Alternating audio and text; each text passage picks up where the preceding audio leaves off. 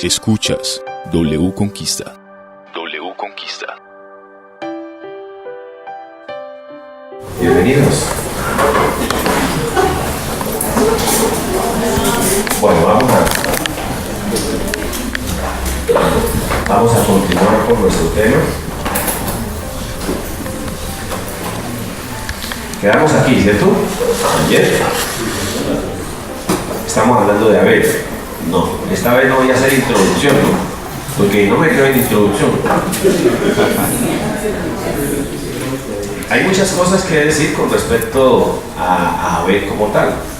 La vida de Abel, la vida de Caín, prácticamente el origen de la existencia de la humanidad, el planteamiento de Dios para la creación y cómo el hombre pues simplemente dice esta es mi elección, y en esa elección pues ese hombre simplemente decide su camino. Vale la pena aclarar, como seres humanos, usted y yo no estamos obligados a nada. Dios hizo al ser humano libre, y esa libertad da para que elija el camino que quiera. Pero una cosa sí le quiero decir: independientemente de que usted elija el camino que usted quiera, las consecuencias de sus decisiones tarde o temprano vendrán. Y eso incluye a aquella persona que tiene a Dios en su corazón y que tiene la mejor intención de hacer el bien, pero termina haciendo lo contrario. Las consecuencias de ello vendrán. ¿Estamos de acuerdo? Una persona que elige tomar trago, con el paso del tiempo va a tener cirrosis, su hígado va a ser destruido y va a tener problemas serios de salud. ¿Sí? Luego el Señor no puede maldecir a Dios porque tiene esa enfermedad. No. Y así somos los seres humanos. La gran mayoría de veces el hombre maldice a Dios por lo que le viene, pero nunca se pone a pensar que eso que le está sucediendo es fruto y consecuencia de sus malas decisiones. El hombre fue exiliado del paraíso y estaba bien en el paraíso, tenía todo, el panorama, la presencia de Dios, un trabajo digno, prosperaba, estaba bien. Pero el hombre en su rebeldía toma la decisión de contradecir a Dios. Y cuando uno se mete en esa pelea y en esa discusión, en esa contradicción, pues crea lo que nos estrellamos. Y eso es lo que pasa. Hoy por hoy opera igual. Hoy por hoy sucede lo mismo. ¿Qué ocurre? Que nos metemos con Dios y hacemos lo que Él nos dice y Dios nos bendice. Pero cuando voy en contra de ello, también sucede lo contrario. Y no porque definitivamente Dios diga, me la hizo, tome. No, es la consecuencia de los hechos. Es lo que Dios ya hizo, ya está establecido. ¿Estamos de acuerdo? Y eso es como cuando uno sale, usted a las 3 de la mañana se levanta a oscuras, no hay ninguna luz, adivine qué pasa, pues se tropieza y se cae. Así es el ser humano, caminando a oscuras, sin Dios. Vamos a ver entonces el siguiente. Vamos a estudiar un poquito la familia de Abel, ¿sí? Para eso vamos a leer un versículo en Génesis 4:14. Dice: he aquí me echas hoy de la tierra y de tu presencia, me esconderé y seré errante y extranjero en la tierra, y sucederá que cualquiera que me hallare me matará. Lo que yo les he enseñado a ustedes, ¿no? Dios crea a Adán y Eva, y cuando los crea, pues los crea a una edad madura. Dios creó a Adán y Eva y no los creó niños, ¿sí? Dios crea a una Adán y una Eva aptos para procrearse, en un momento, en una instancia de madurez. Entonces, eso da para que inmediatamente, pues ellos muy obedientes hacen la tarea y comienzan a procrearse.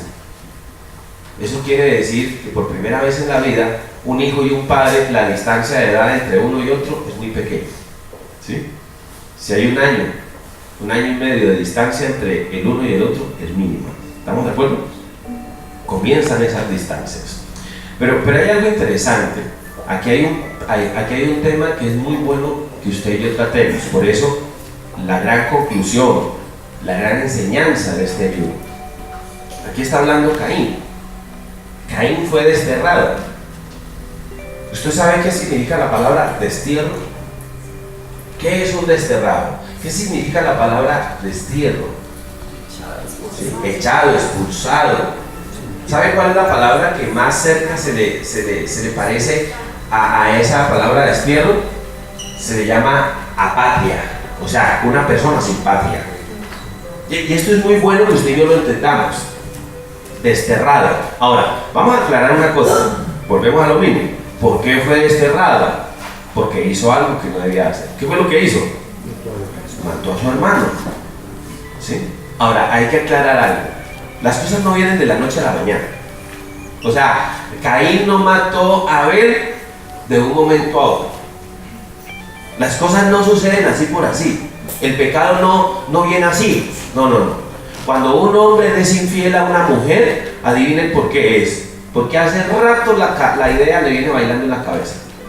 Eso eso no es como alguien que me dijo un día, líder, yo no sé qué pasó. No, eso no me diga eso. Entonces ya está muy crecidito como para que me diga semejante excusa. No, el pecado comienza a bailar en la cabeza. El odio y el resentimiento de Caín comenzó a crecer y cada vez se alimentaba más. Y eso comenzó a crecer y llega un momento donde es el fruto del pecado da a luz. ¿Estamos de acuerdo? Entonces, de la noche a la mañana una persona no es infiel, no mata a otro. No, el pecado tiene su inicio, tiene su proceso. ¿Sí? Eso es como cuando un padre dice, oiga, yo no sé en qué momento mi hijo se volvió drogadicto, no sé en qué momento mi hijo se perdió el camino. Perdóneme, señor padre de familia, no se meta esa mentira. Lo que yo siembro, eso recojo. Todo tiene una consecuencia. ¿Estamos de acuerdo? Y poco a poco, lo que yo le digo a los papás, hay padres que lo único que están haciendo es levantando un mostrico, y ese mostrico es el hijo. Y todos los días lo alimentan al mostrico. Y cada día ese monstruo, cada día saca más las uñas. Cuando ya se vuelve ese monstruo que le saca los ojos y que le hace la vida imposible a ese padre tiene que darse cuenta que se equivocó. Lo mismo sucedió con Caín. ¿Qué sucedió con Caín? El odio fue creciendo. El odio creció en la vida de Caín. Ya más adelante entraremos a definir por qué. Pero fue una cosa progresiva. Y cuando llega el momento donde mata a su hermano, entonces la disciplina de Dios es errante. Y les decía, la palabra errante significa apatria. Y eso significa que es una persona que no tiene una raíz, que no tiene dónde ubicarse. Es una persona perdida, confundida, llena de rencor, llena de ira, llena de vacío, nada le sacia, nada le llena. Es como cuando una persona cae en un punto de depresión. ¿Usted sabe qué es la depresión? Una de las enfermedades modernas. ¿Sí? La depresión es un punto donde nada le satisface, donde la gente siente un vacío terrible, donde nada de lo que hace le llena, le hace sentir bien, todo lo contrario. Caín cayó en ese punto donde estaba errante. Ahora, aquí vale la pena que encontremos algo. La palabra patria. Es increíble. Algo tan geográfico. ¿Sí? Hoy nosotros encontramos, inclusive se les dice, los padres de la patria. ¿Usted sabe de dónde viene la palabra patria? La palabra patria viene de la palabra padre. Interesante, ¿no? Entonces resulta de que un padre, un patriarca, establece una patria. Y eso es algo genial. Que por cierto, haciendo un paréntesis, la única nación en el mundo que tiene claro cuál es su origen y cuáles fueron sus verdaderos patriarcas es Israel. Si usted me pregunta, usted y yo que somos colombianos, nos preguntan ¿cuáles son los padres de la patria de Colombia? No me vaya a decir que Simón Bolívar. ¿Sí? Ellos fueron próceres de la historia. Pero padres, un padre es aquel que levanta una nación desde sus lomos, que sienta las bases, que le da origen y comienzo. Ese es un padre que tiene un hijo y lo forma y lo guía, mal, bien, pero eso es así. Entonces, cuando dice que Caín entró en esa instancia de ser errante, prácticamente cayó en una instancia de orfandad, y crea lo que es el peor de los castigos. Una persona con ese sentimiento de orfandad, de duda, de miedo, de temor, de confusión, donde se siente solo, donde nada le llena. Aunque usted no lo crea, hoy por hoy hay muchos Caín que deambulan por ahí. Venga, chalo, vea, por acá hay silla, por acá hay silla.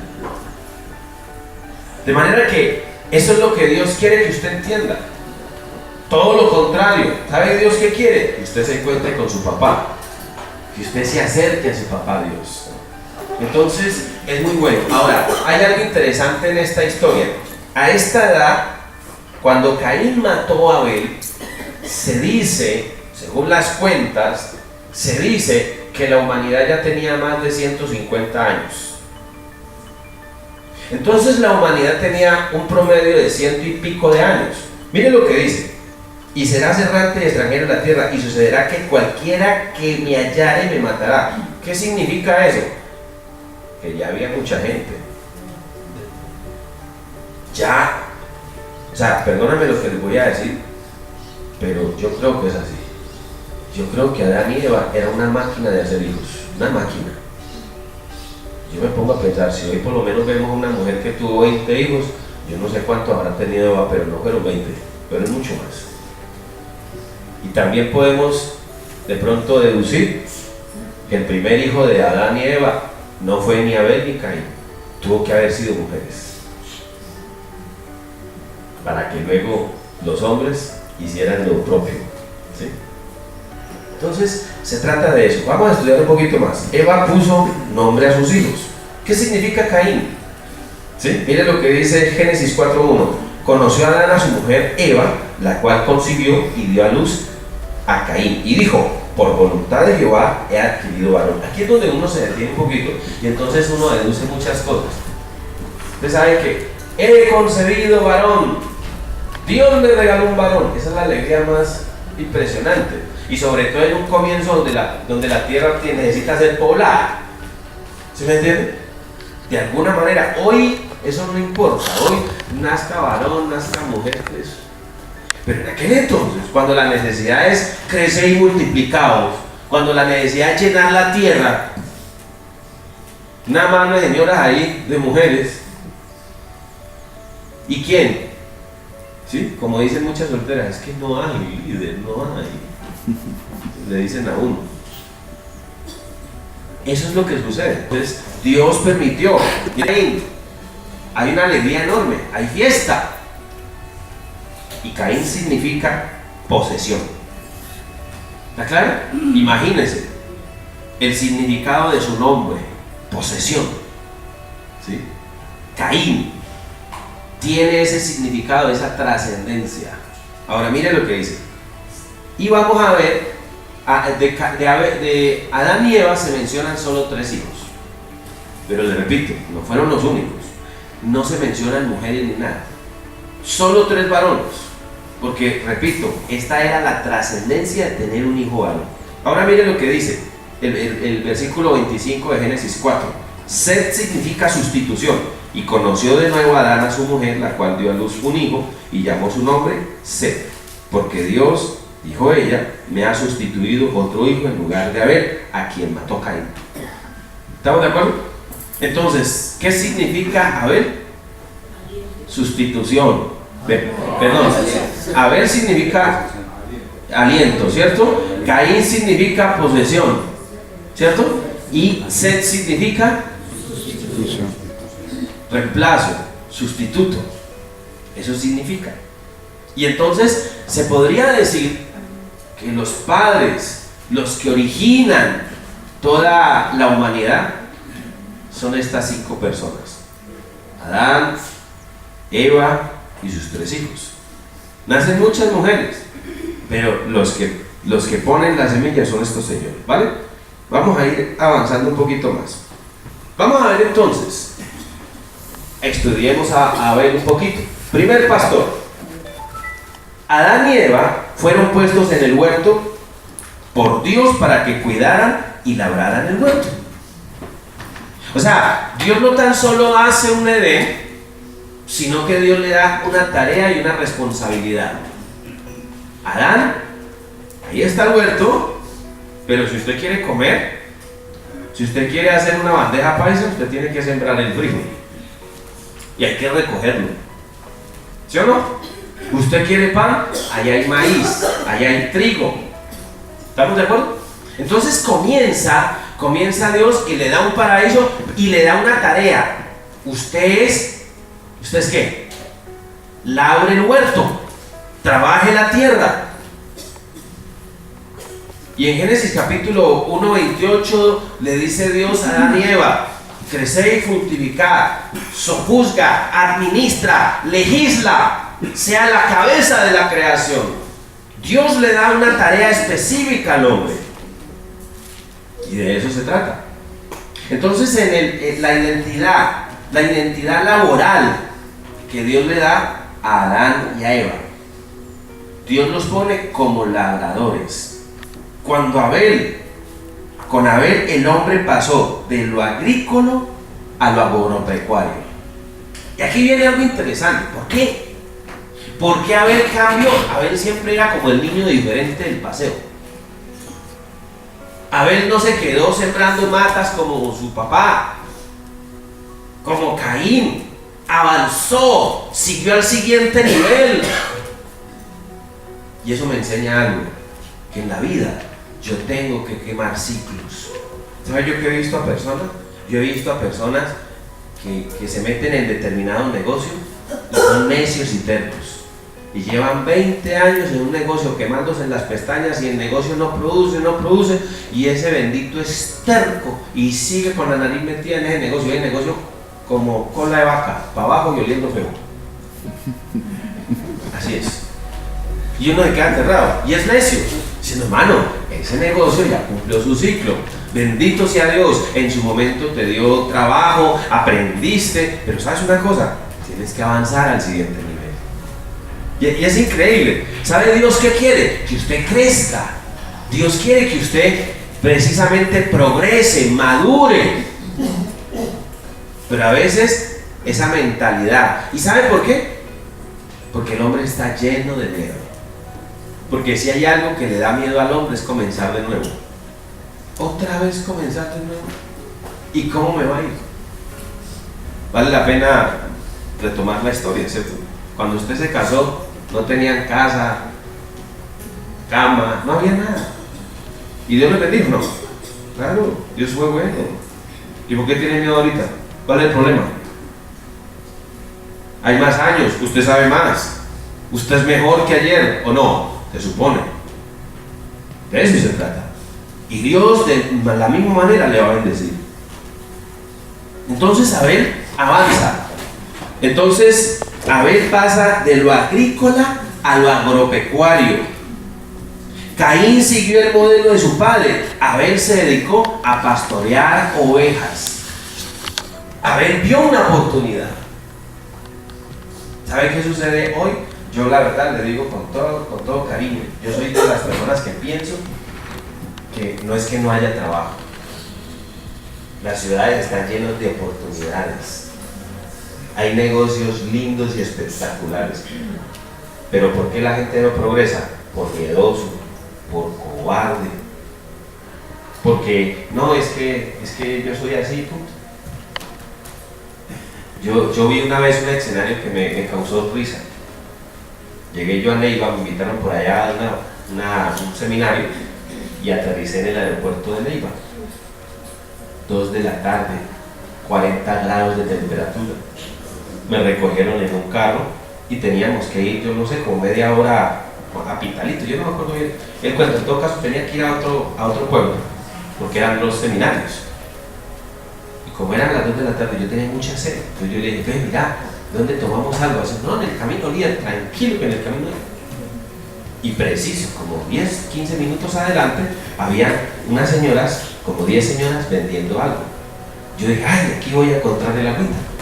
cuando me encuentro con 10 señoras y se acercan al carro. Achiras, achiras, achiras. 10 señoras vendiendo achiras. 40 grados. Y yo les dije, y no hay gaseosa, no hay agüita. Lo autóctono son las achiras. Viejas burras.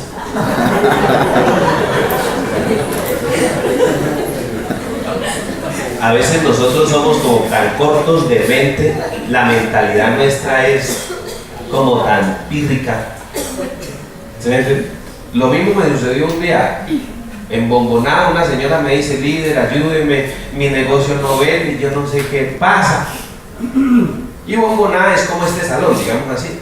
Hay negocios aquí, acá, y la entrada es aquí, y el negocio ya quedaba al fondo. Y todos los negocios vendían lo mismo. Cuando entraba uno, claro, como todo el mundo vendía lo mismo, cuando llegaba allá ya había comprado. Y yo le dije: usted tiene que vender algo distinto. Usted no puede vender lo mismo que nosotros. Pero ¿qué hace la gente? Y el dicho popular, ¿cierto? ¿Y qué hago? Empanadas, que es lo que más vende. Son dichos populares que hasta calan en la mentalidad del ser humano. A mí me encanta la mentalidad de Abel. Abel no se quedó. Abel no dijo: mi papá es labrador, labremos la tierra. No. Abel se superó a sí mismo. Abel aspiraba más. Abel era un inconforme. Abel era una persona que no se acomodaba. Era una persona recursiva, creativa. Y ese es el problema.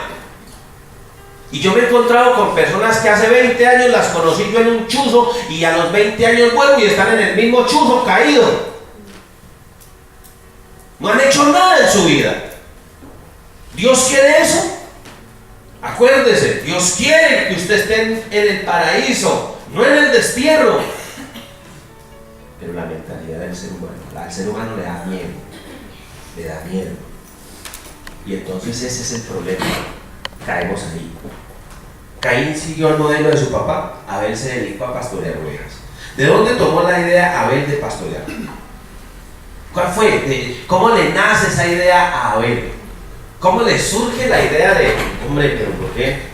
Él vio que había ovejas, que había vacas, que la carne era rica, que se podía hacer algo, que el ser agropecuario era una línea que no se había probado. Comenzó a decir: uy, con el cuero de las vacas hacemos esto, lo otro. Imagínense todo lo que ese hombre comenzó a crear. Una mente creativa, una mente productiva. ¿Cuántas veces, cuántos cristianos son como, de verdad, como muertos? Están como sincronizados, hacen lo que los otros hacen.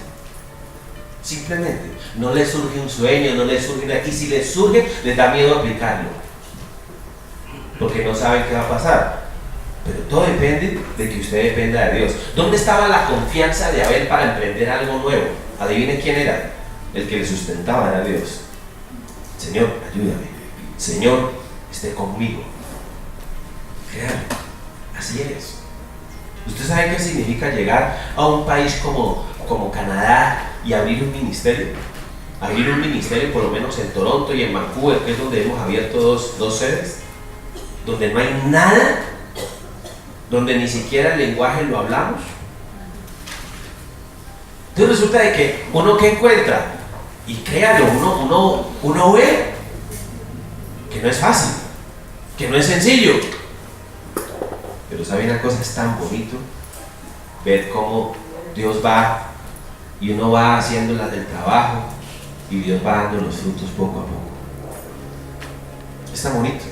Claro, que siente uno susto, claro que sí, ¿cómo que no? Pero salir, probarse uno mismo, desafiarse uno mismo, eso es lo que uno tiene que hacer. El ser humano está llamado a eso.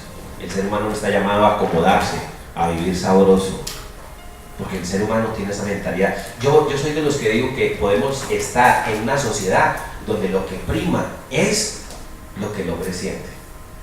¿Usted no ha notado que todo lo mide por eso? El hombre siempre quiere es estar bien, no quiero sufrir, quiero que me vaya bien. Pero lo que la gente no entiende es que todo lo que vale la pena requiere esfuerzo, sacrificio. El ejemplo que a mí tanto me gusta colocar: si hay algo que uno ama son los hijos, ¿sí o no?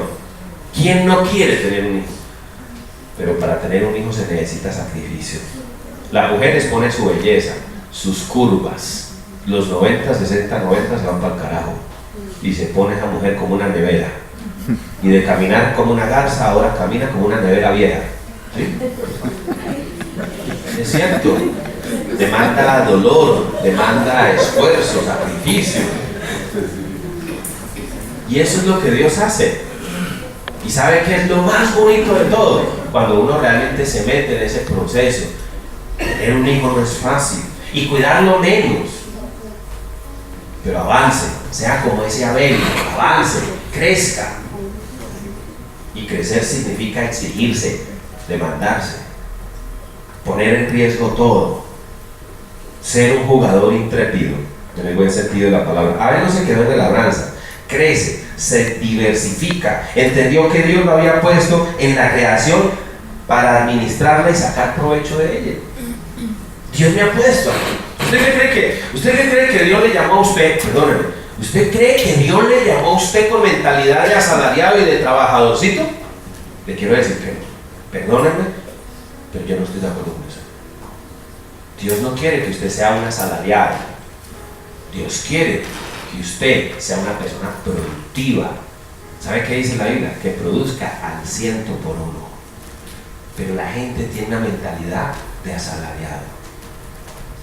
La gente tiene esa mentalidad. El próximo año hay elecciones. ¿Y saben qué hace la gente? Le trabajan a los políticos. Y adivinen quiénes son elegidos. Las mismas bestias de siempre. Y adivinen por qué salen los mismos.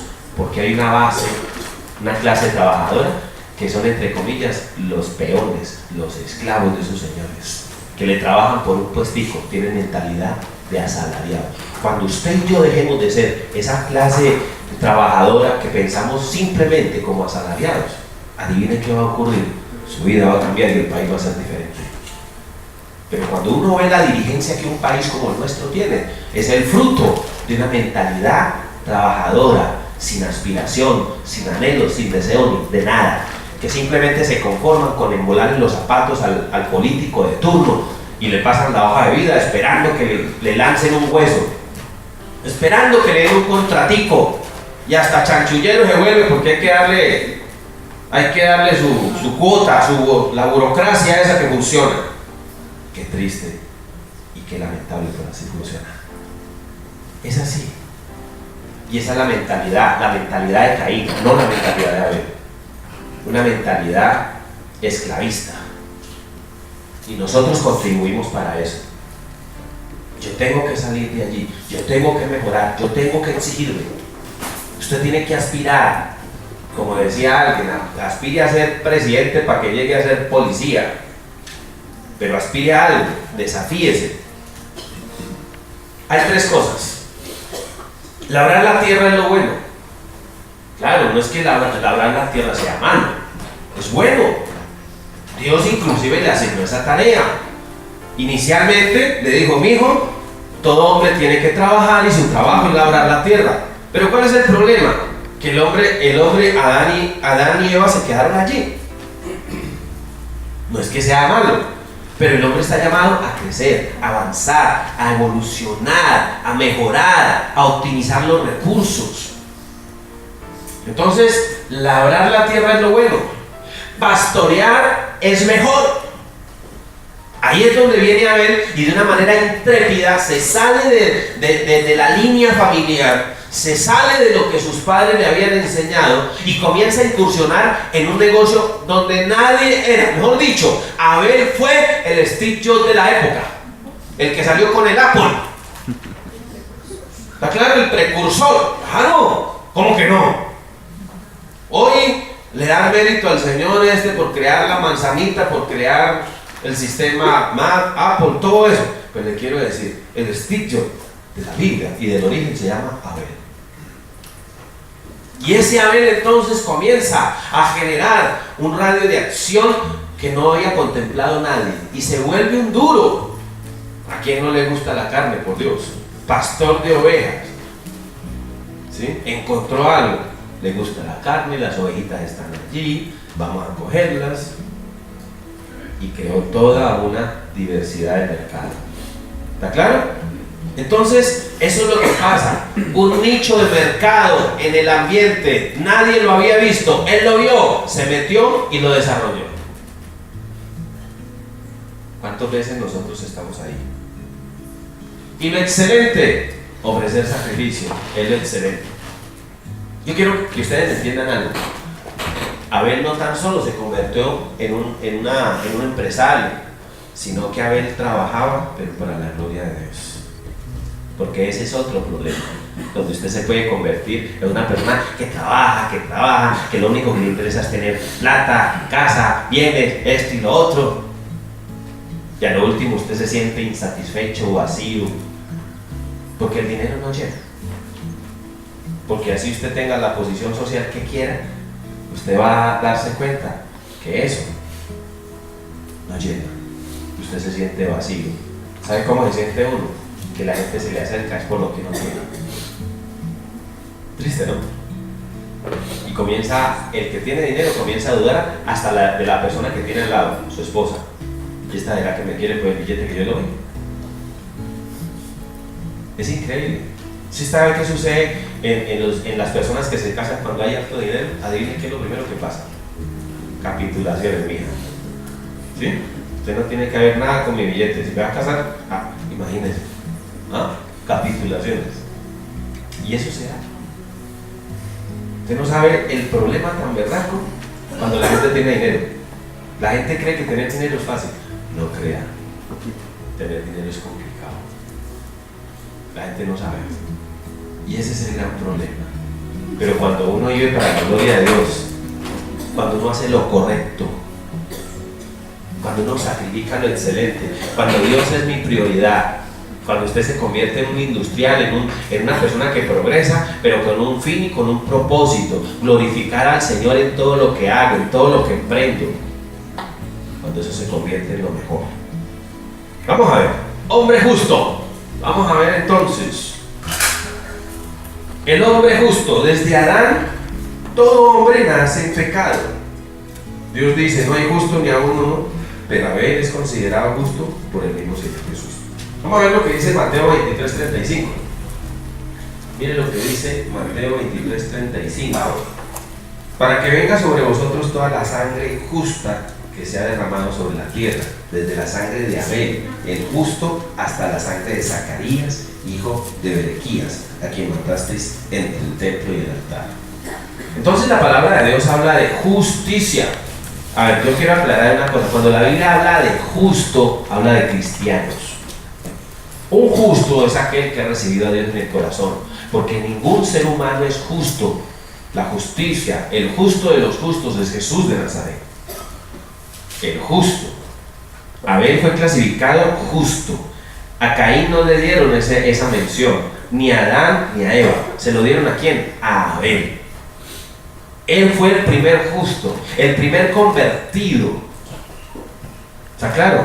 El primer cristiano. El primer hombre que se volvió en amistad con Dios, que dejó la enemistad, fue Abel. Y eso le hace justo. Ahora vamos a ver algunas características interesantes, que es muy bueno que hoy nosotros vamos a pensar. ¿Cómo es la vida de un hombre justo? ¿Qué significa ser justo? Les quiero aclarar una cosa. Ustedes y yo, según la Biblia, somos justos, porque hemos recibido a Dios en el corazón. Entonces ahora vamos a ver, usted y yo, cómo tenemos que vivir, según lo que dice la palabra de Dios. Vamos a ver lo que dice 1 Samuel 24:17. Devuelve bien al que le hace mal. Una persona justa devuelve bien al que le hace mal. ¿Está claro? No es al que me hace, me la paga. ¿Sí? Lo llevo en la buena. ¿Sí? Como dicen por ahí. Es que te tengo entre ojos. Ya la apunté, por aquí la tengo guardada. Estoy esperando el momento para el desquite. En Cali hay un dicho, en juego largo hay desquite. ¿Está claro? Entonces, el caleño tiene ese dicho, en juego largo hay desquite, tranquilo mío. ¿Sí? ¿Yo qué le puedo decir a usted? el justo, el Hijo de Dios, cuando recibe mal, no responde con mal. El Hijo de Dios es eso. Miren lo que dice el versículo. Primera de Samuel 24:17. Dijo a David: más justo eres tú que yo, que me has pagado con bien, habiéndote yo pagado con mal. ¿Sabe de quién está hablando? Está hablando de Saúl. Saúl entonces fue perseguidor de David. Lo mismo. ¿Y sabe por qué perseguía Saúl a David? Por envidia.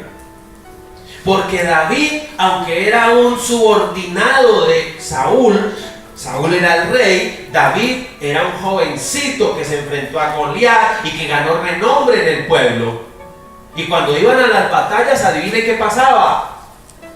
La gente cantaba. Entonces decían, Saúl venció a 1000 y David a 10,000. Entonces a Saúl no le gustó eso, pero ¿cómo así? Que le dan a él 10,000 y si yo soy el rey. Y comienza a rivalizar. Y todo lo que David hacía, Dios lo bendecía. A la guerra que iba, Dios lo prosperaba. A donde se metía, le iba bien. Y como le digo, si hay algo que genera envidia, es eso. Miren, si hay un pueblo perseguido en la humanidad, son los judíos. ¿Sabe por qué los judíos han sido tan perseguidos? Usted no va a encontrar en la historia de la humanidad ningún pueblo tan perseguido como el judío. ¿Usted sabe por qué el pueblo judío ha sido perseguido tanto? ¿Usted no se ha preguntado eso? Adivine por qué. ¿De dónde nace el holocausto nazi? ¿De dónde nace el odio que sembró el mismo Hitler en toda la humanidad, en toda la comunidad alemana? Por uno solo. ¿Sabe quiénes eran los dueños del dinero en Alemania? Los judíos. El judío donde llega, Dios lo prospera. Eso es una cosa brava. Mire un judío, ¿verdad? Y deme la razón. Esos manes prosperan y Dios los bendice. Así es, cuando uno es un justo, cuando uno es un hijo de Dios, donde se para, Dios lo bendice. Y adivine qué, uno se gana unos amigos, porque la gente comienza a tener la envidia a uno. ¿Ve y este qué? ¿Sí? Y la gente comienza a decir, este volvió traqueto, está blanqueando dinero. Y si la que prospera es una mujer, y esta que novio que consiguió, ¿a qué traquetos tendrá por novio? Y la gente comienza a mirar eso. La envidia. La envidia.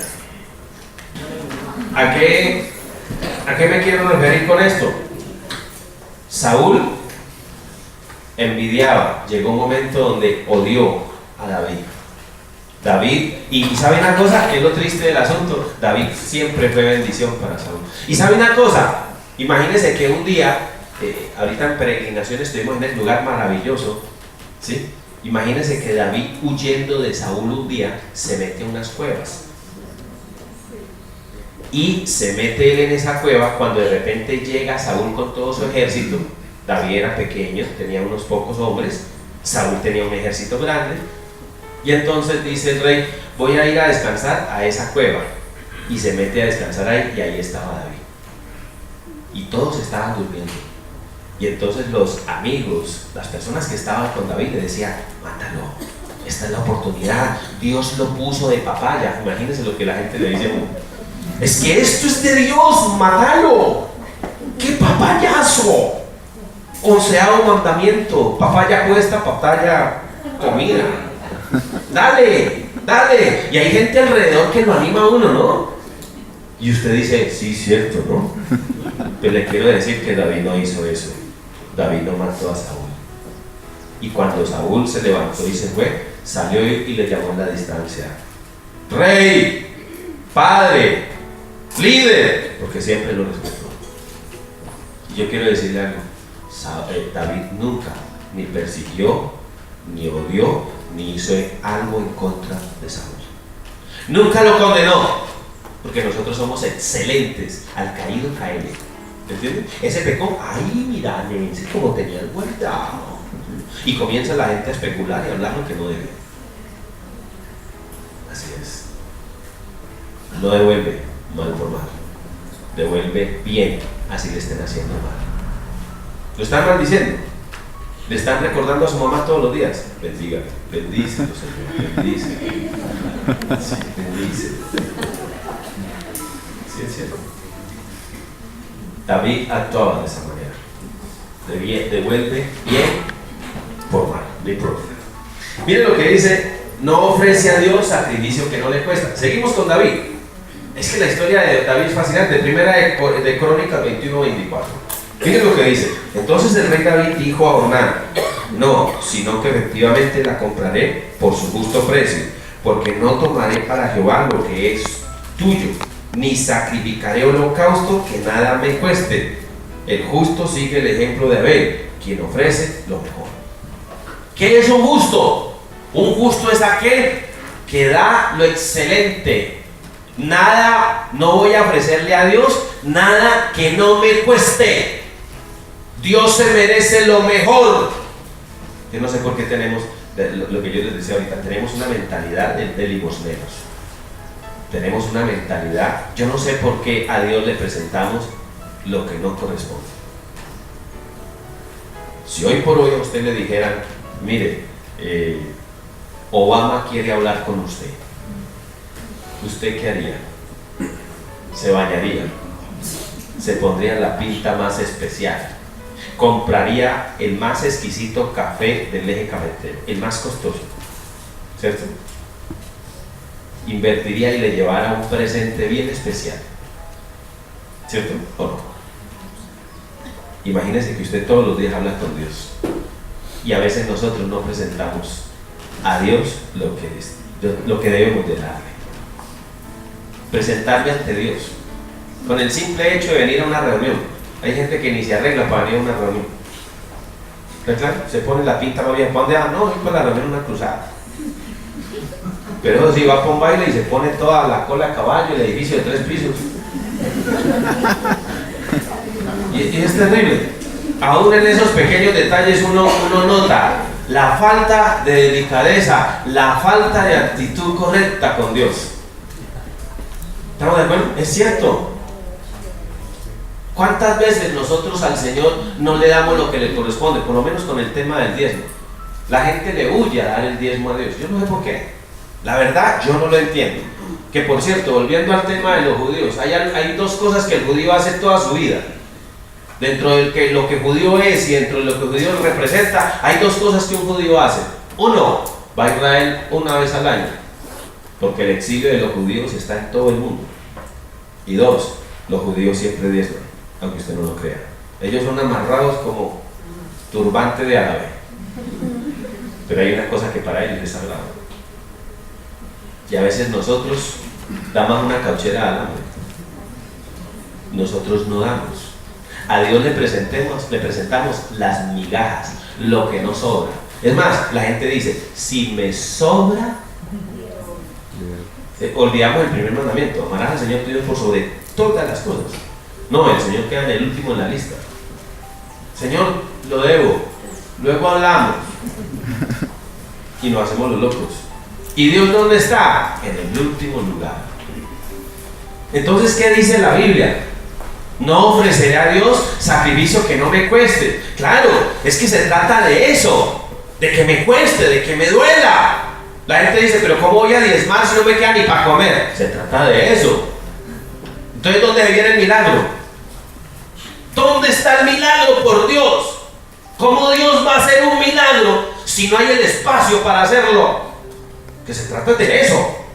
Voy a hacer el sacrificio que me cueste, que me duela, que me toque el bolsillo, porque a Dios tengo que presentarle lo excelente y lo mejor. ¿Cuál es nuestro problema? Que a Dios siempre le presentamos lo que sobra, y eso a Dios no le gusta.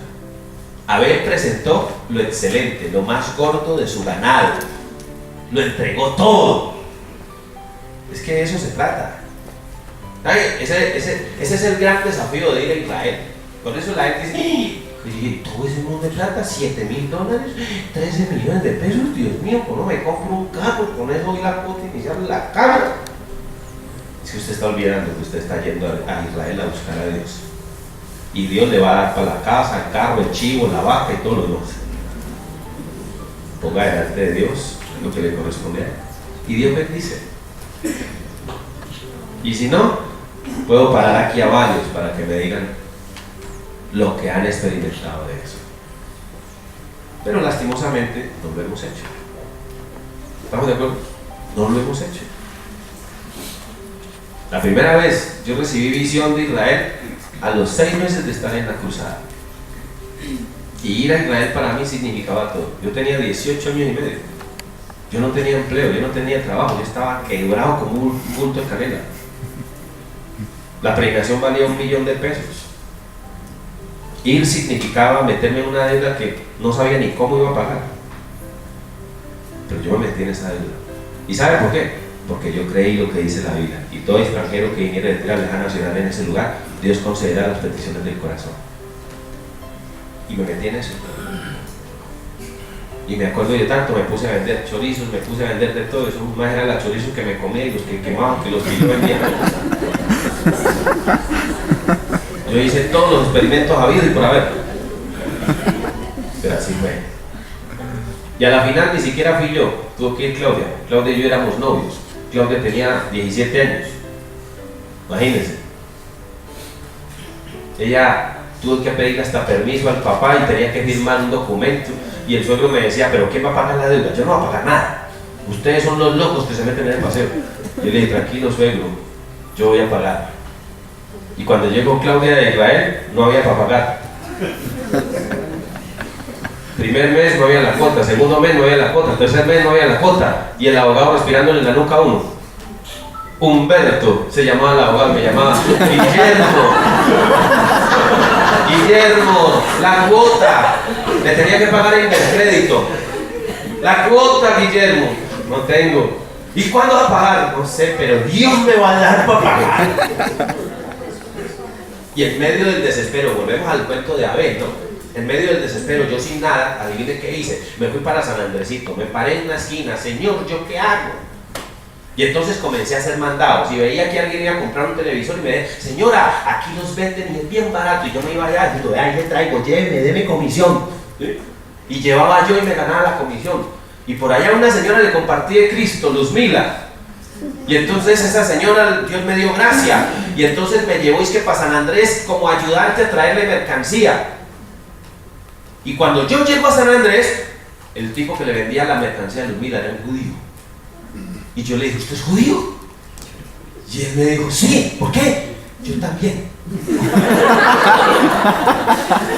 Y él me dijo, ¿cómo así? Y le expliqué lo que le enseñaron en la cruzada. Yo soy hijo de Abraham, yo desciendo de la raíz. Y el tipo sentado así mirando, escuchándome el cuento. Y yo le mostraba las fotos de Claudia porque yo las cargaba. Y para mí era un orgullo. Haciendo, miren. Y luego que le eché el cuento, le dije, oiga, mano, pero ¿sabe que tengo un problema? ¿No cuál? Debo toda la plata de la peregrinación. Entonces me dijo, ¿y qué vas a hacer? Yo, no, pues, Dios me lo puso aquí, ¿por qué no me dan crédito usted? Y él me quedó mirando así, ¿cómo así? ¿Y cómo me va a pagar? Yo, pues no somos judíos, pues.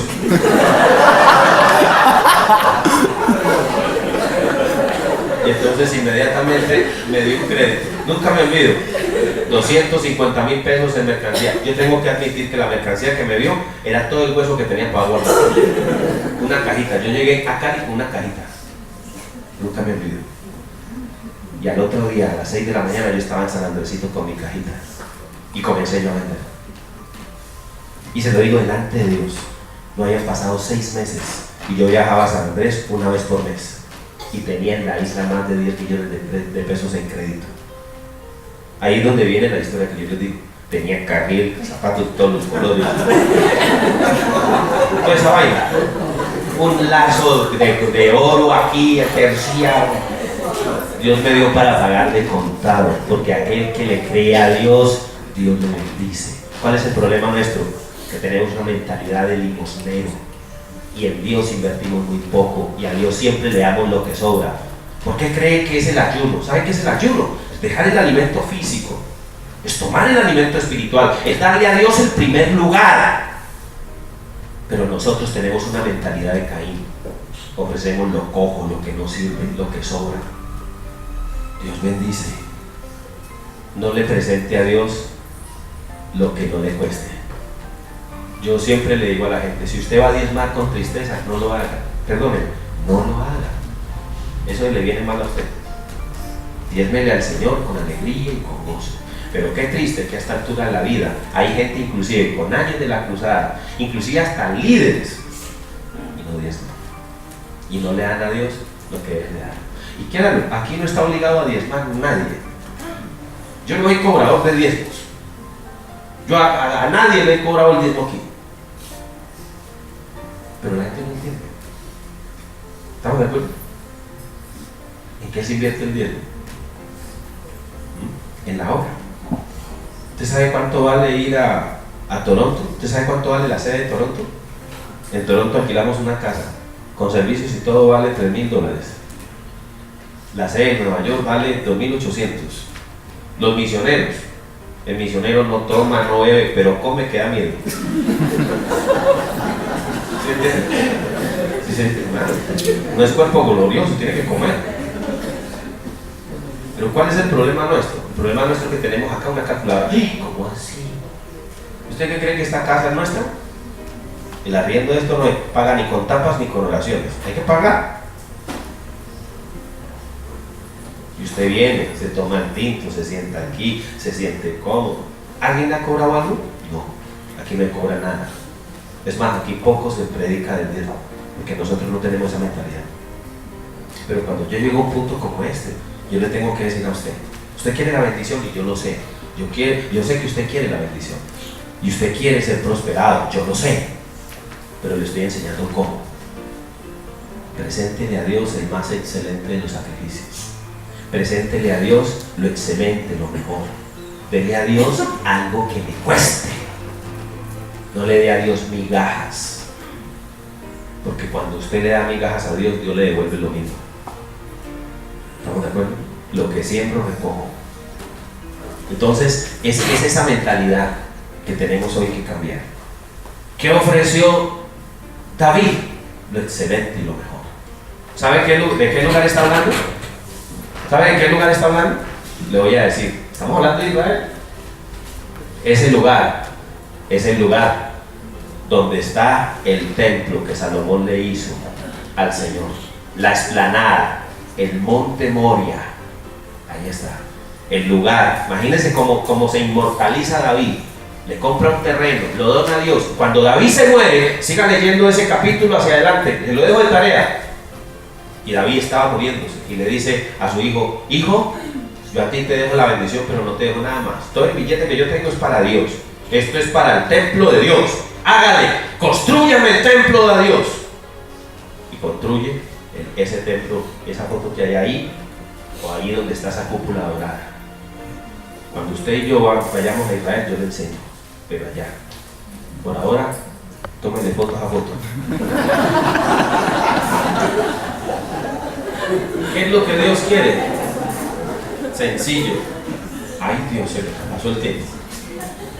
Cada uno de nosotros entonces hoy tenemos que mirar la gran pregunta del ayuno, la gran pregunta de este tiempo: o Caín o Abel. Usted decide. Es una opción, es una decisión, es un camino, y todo depende de cómo usted crea. Vamos a ponernos en pie. Escuchas W Conquista. W Conquista.